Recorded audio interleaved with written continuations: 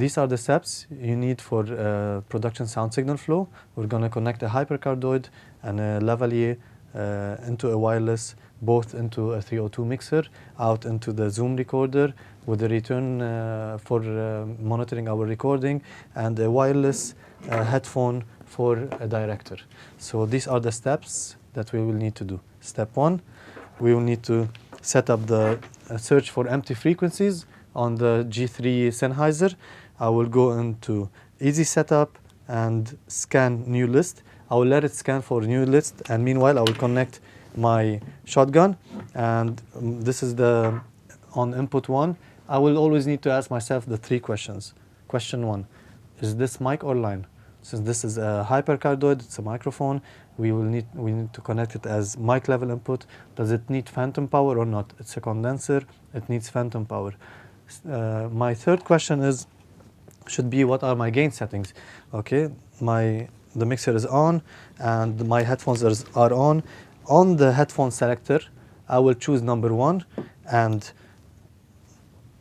1, 2, 3, 4, 5, 1, 2, 3, 4, 5, 1, 2, 3, 4, 5, 1, 2, 3, 4, 5, 1, 2, 3, 4, 5. Usually octava, this is an octava, it needs a lot of gain. 1, 2, 3, 4, 5. That's adequate. We're done with the shotgun. Now, this also is done, and I have chosen an empty frequency. I will go and I will need to open the transmitter now and go into sync and place them in front of each other with these opened.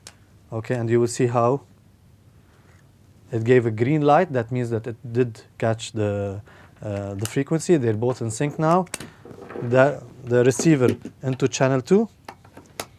Okay, and we will need to connect a lavalier. We will need Jonathan. Where's Jonathan? Jonathan. Oh, thank you.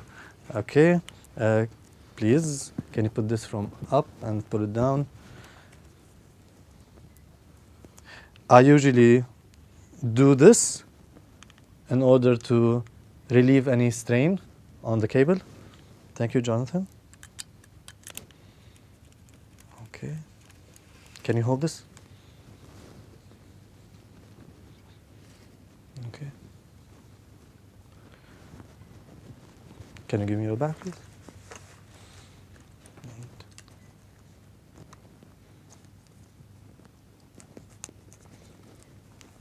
Thank you, Jonathan. You can disappear.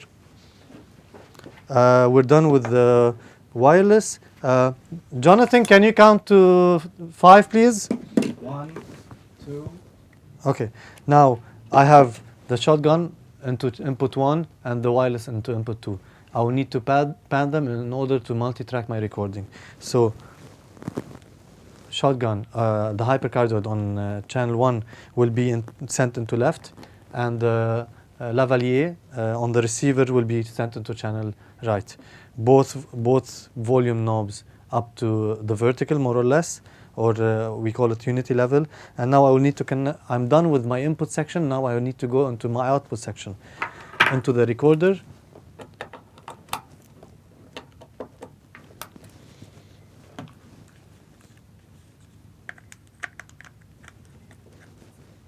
Now from the recorder, I have connected the audio out from the mixer into the recorder. Now I will need to connect the headphone of the recorder into the return on the mixer.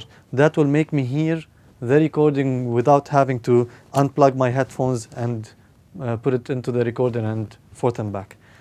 Okay, my recorder is on. I will record arm it 1K tone on the mixer, and it's overloaded. Okay, I will need to set it at more or less minus 12 dB on the recorder. It's up to minus 12 dB. Tone off. I will make sure actually that I'm hearing myself on the return, and if my return is distorted, that might mean also that the headphone control level on the zoom is too loud. So I will need to sync it as well to calibrate it. And usually what I do is I put the tone on and hover between stereo and return in order for them to have the same level. Okay, I'm done. We're done with this. Now, to the director, I'll need to give him a headphone to his monitoring. Into this, I have already set the channels, and this is the wireless which usually would go to the director so he can actually hear the mix as well.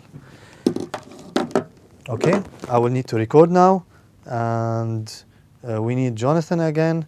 Jonathan! Hello, Jonathan. Hello. Okay, and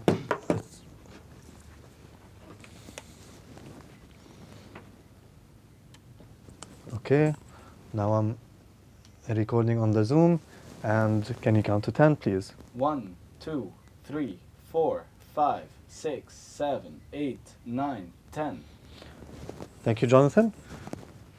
You can disappear. It would actually be good also to record around 30 seconds or 1 minute before you start your real recording, in order to make sure that your levels are adequate on the mixer and are especially adequate on the recorder as well. Finally, make sure you are always listening to your return.